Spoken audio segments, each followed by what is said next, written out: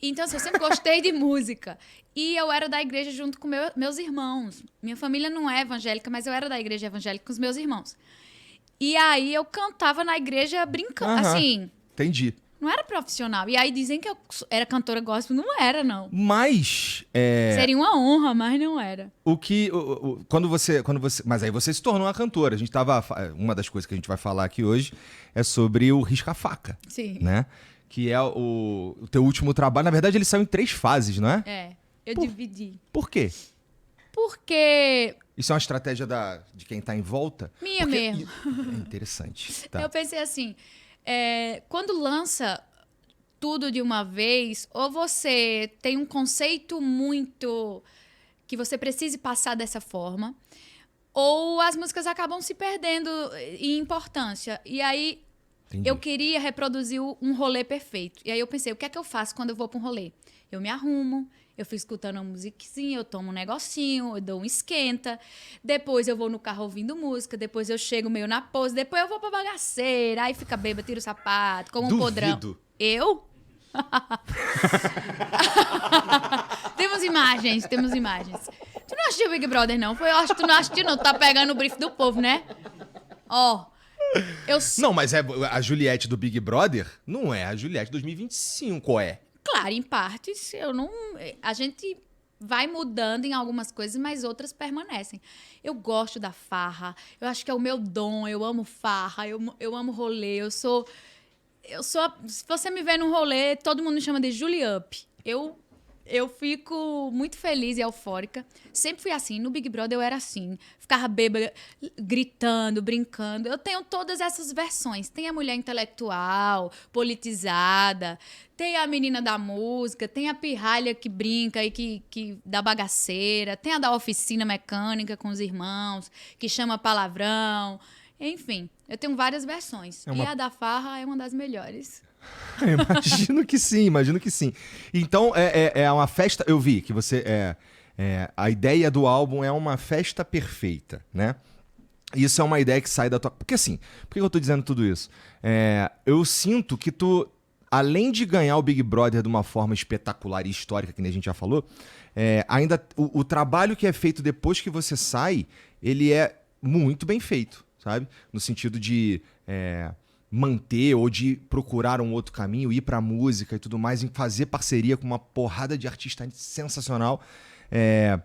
Então, ficou faltando fazer collab com alguém? É que Com Alceu Valença? Sim, claro. Nossa, faltou muita coisa, assim. De lançamento mesmo, eu não fiz muitos, né? Eu fiz 2, 3 trabalhos, alguns feats, mas não tem 3 anos, não dá tempo. Mas já cantei com muitos monstros da música brasileira, tenho muita honra disso. Mas... Minha favorita acho que é com o João Gomes. Meu Pedaço Pecado? Não, olha, meu Pedaço Pecado é Não Sou de Falar de Amor. Isso. Tem várias músicas legais, assim. Mas é um aprendizado. E tem muita coisa ainda pra construir, tá ligado? É pouco tempo. O que te convenceu aí pra música? Irmão, é porque antes eu não ousava sonhar muito. A minha realidade foi muito dura. A galera que acompanhou e que sabe, quem me conhece sabe, eu não tinha muita chance de sonhar, tá ligado? Eu não dava pra sonhar, tipo, eu nunca sonhei em ir pra Disney. Quando eu cheguei na Disney, que eu vi minha amiga chorando vendo as personagens lá, os personagens e tal, eu chorei porque eu não tinha isso. Eu não sonhava, eu dizia, como é que uma criança não sonhava em ir pra Disney? O meu sonho era ter um trabalho fixo, tá ligado? Era ter um trabalho fixo, era ter um salário, tá ligado? Eu sei. Então eu não tinha esse sonho, mas eu amava a música. E pra mim a música era utopia. Depois de sofrer muito, de ganhar, de lutar e de dar certo, de vencer, porque eu considero que o Big Brother foi a hora que eu venci, e eu pude sonhar. Eu falei, sabe uma coisa, e agora? Vamos sonhar? Música pra mim é sonho, tá ligado? Era a utopia que eu não tinha chance de viver. E aí foda-se todo mundo, eu quero fazer o que me faz bem. Agora eu tenho a possibilidade de viver o sonho de verdade. Antes eu tinha vergonha até de falar sobre isso. Quem era eu para pensar em cantar? Eu tinha que garantir o básico. Então, depois que tudo deu certo, aí eu fui sonhar. E a música era isso. Entendi. Isso que você falou da Disney aí, eu também não sou... Não comecei aqui, né? Então eu sei exatamente o que eu queria. Lembra que eu falei, pô, preciso fazer. Antes da gente começar aqui, a gente estava falando sobre as coisas que a Juliette já estudou, por exemplo. Ela falou, já estudou letras 3 anos e meio, né? Sim. E eu tava falando que eu também fiz letras, fiz português e inglês. E eu queria terminar o mais rápido possível para poder ter um emprego direito, sabe?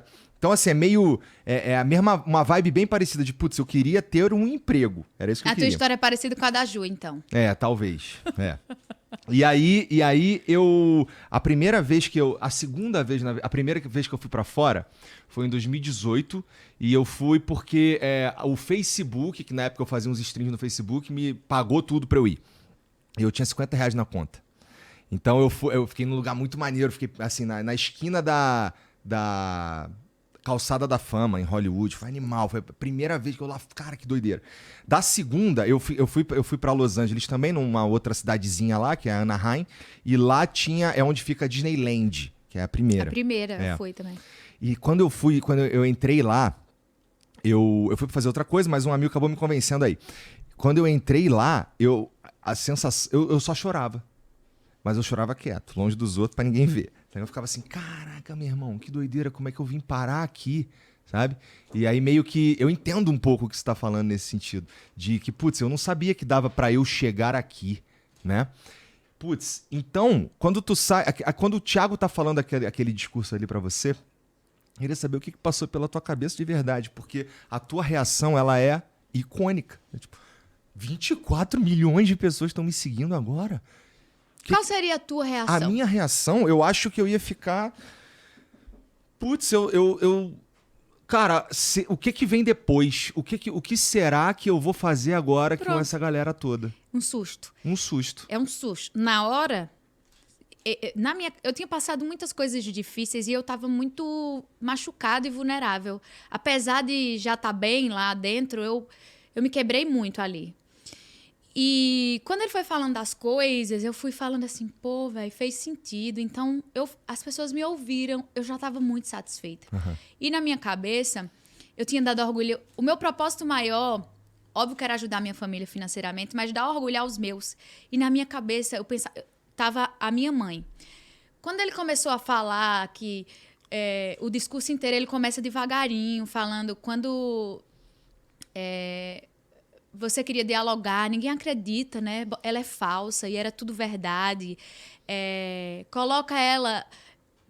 sei lá, era tanta coisa, agora eu tô confusa. Mas ele falando das coisas, começou a encaixar como um quebra-cabeça. E aí o meu pensamento falava, caramba, eles viram. Então eu realmente não estava sozinha. E essa palavra, eu não estava sozinha, já estava na minha cabeça. Quando ele falou, eu já estava. E eu falava assim, então é verdade, ó, eles viram. Foi fazendo sentido. Quando ele vai levando pro fim, quando ele fala isso, quem tá dizendo não sou eu. Na minha cabeça, ele ia me consolar e eu ia ganhar o prêmio moral no sentido de... realmente fez sentido. Vem pra cá que sua mãe tem orgulho de você. Na minha cabeça, ele ia falar isso. Quem tá dizendo isso não sou eu. É a sua mãe que tá esperando você aqui. Pode vir. Só que aí, quando ele falou, são seus 25 mil... Quebrou uma expectativa de um jeito que parecia que eu tinha tomado um soco no estômago, bicho. Eu senti um gosto de mercúrio. Por Deus, eu senti um gosto de mercúrio na boca, na hora. Como se fosse sangue. Tum! Eu... Aí eu... Aí na minha cabeça, e agora?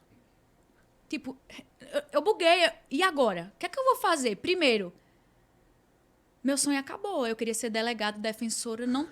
Como assim? Mudou a rota. E aí eu falava, o que é que esse povo quer ver?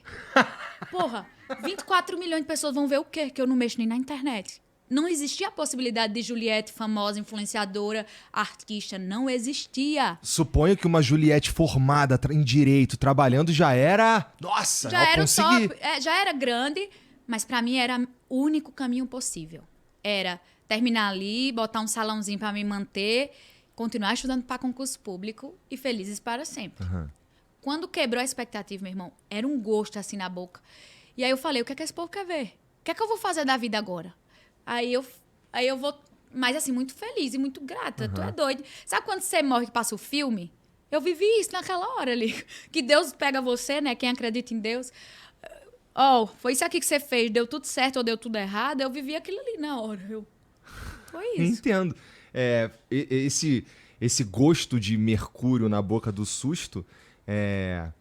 pra uma coisa boa, é até bom, né? Agora, 24 milhões de seguidores, quando você sai dali, eu suponho que tem uma galera que fica... Como é que tu fez pra, fazer isso dar certo? Por quê? Como você disse, o que essa galera quer ver? O que eu vou apresentar aqui? E aí, sei lá, você acabou virando cantora e tudo mais, e mostrando um monte de coisa da tua vida depois pros seus 24, agora 30 e tantos milhões de seguidores. Mas o ponto tem ali aquele momento de sair e começar a viver isso, né? Essa transição para do que você estava fazendo, direito e tudo mais, querendo advogar, querendo passar no concurso público. Não, já era advogada há anos. Sim, então. Querendo passar no concurso público e tudo mais, para mudar isso para uma influenciadora. E aí, imagina, de repente você... Assim, quando você entra no Big Brother já tá todo mundo te olhando, que já deve ser uma virada muito sinistra, mas aí quando você sai, você tem de fato uma galera que te ama, e quanto mais gente te ama, mais gente te odeia também. Tem que lidar com tudo isso. E a cabeça de uma pessoa que 3 meses atrás tava lá no teu lugar e tudo mais, para uma parada, uma disposição nacional. Cara, como é que funcionou a tua cabeça nesse momento? Tu tava com 30 e pouquinho, 31, vai? 31 anos.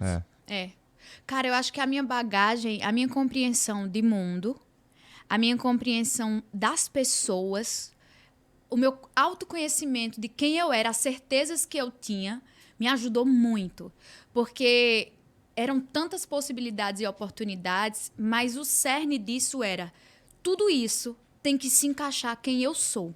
Tá. Eu não vou sair daqui. Eu posso acrescentar cada pedaço disso. Internet, música, fama, dinheiro, tudo. Desde que caiba aqui. E eu sempre fazia esse exercício. Isso aqui faz sentido com a Juliette que eu sou, com as certezas que eu tenho? Sim. Mas foi um desafio muito grande, porque eu precisei ressignificar até o que eu entendia por felicidade. Porque felicidade para mim antes era passar no concurso público, ajudar a minha família, tomar uma cervejinha no boteco, copo sujo e ser feliz. E depois eu comecei a ter que pensar em outro... Caramba, isso aqui seria legal viver. E cantar com Gilberto Gil ao vivo. E fazer isso. E apresentar, e cantar, e fazer um show. Lugares que eu nunca tinha acessado na minha mente. A Juliette entrou lá com estratégia de ser cantora, de ser famosa. Nunca, jamais. Então, eu ressignifiquei. Agora, um peso muito grande. Porque é difícil estourar do jeito que eu estourei e dar certo? Mas é muito difícil manter. Porque você tem que desenvolver uma musculatura que não dá tempo. Eu não tive esse exercício aos poucos para me fortalecer e segurar o BO. Eu tive que segurar o BO sem conhecimento desse universo.